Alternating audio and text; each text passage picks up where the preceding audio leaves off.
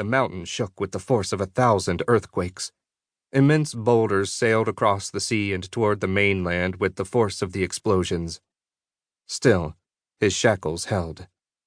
He heard a boulder pounding down the mountain above him, but couldn't crane his neck far enough to see it.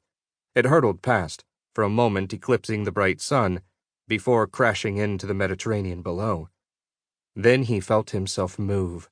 It wasn't just the shaking of the mountain. It was something more. He felt himself begin to list forward. The force of the boulder smashing past had fractured the stone face of the mountain. The wall of rock behind him heaved and fell forward.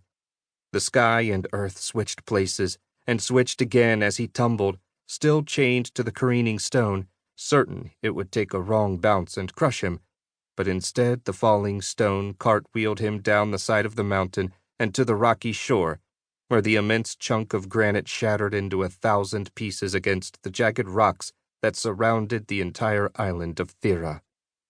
Waist deep in the water, he pulled his hands and legs free from the pulverized stone. The heavy shackles still encircled his ankles and wrists, but now they anchored him to nothing but air. Far, far above, the sky burned as lava spat forth from the bowels of the earth, threatening the great summer palace high on the mountainside. It was a citadel of splendor, carved from the stone of the mountain itself, even more extravagant than the palace on Olympus, where the 12 wintered.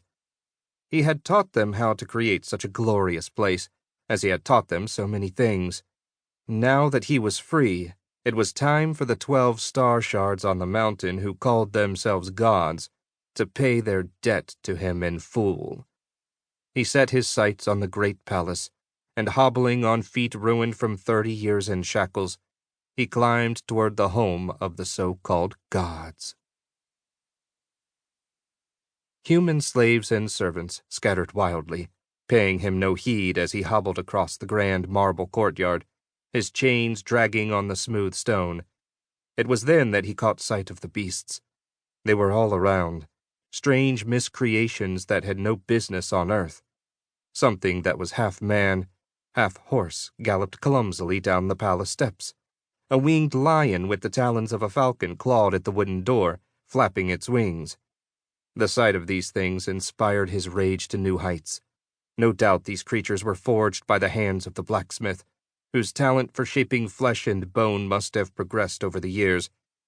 But the smith wasn't the only one whose powers had matured.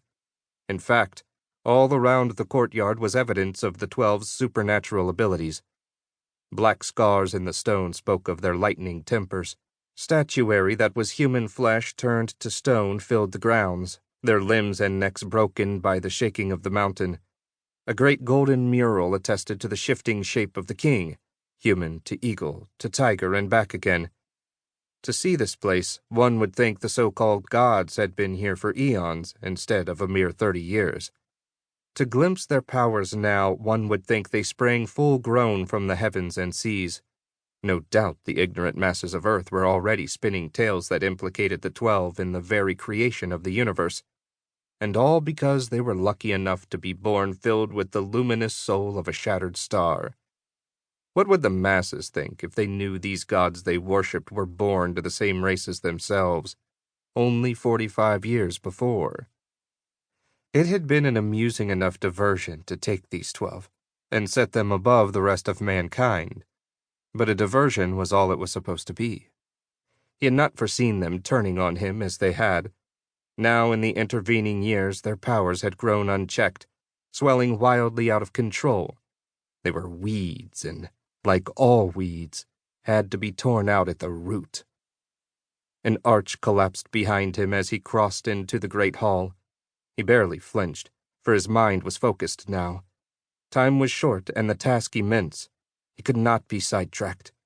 He descended a narrow set of stairs toward the forge as the shaking mountain settled to a slow rumble. There, in the dungeon-like cavern of the forge, he found the blacksmith, cowering from the heaving force of the mountain. On the table lay the bronze form of a new creation, a hideous thing with snakes growing from its skull like hair. It did not yet live, its metal not yet turned to flesh by the hand of the smith. All around were living monstrosities in cages.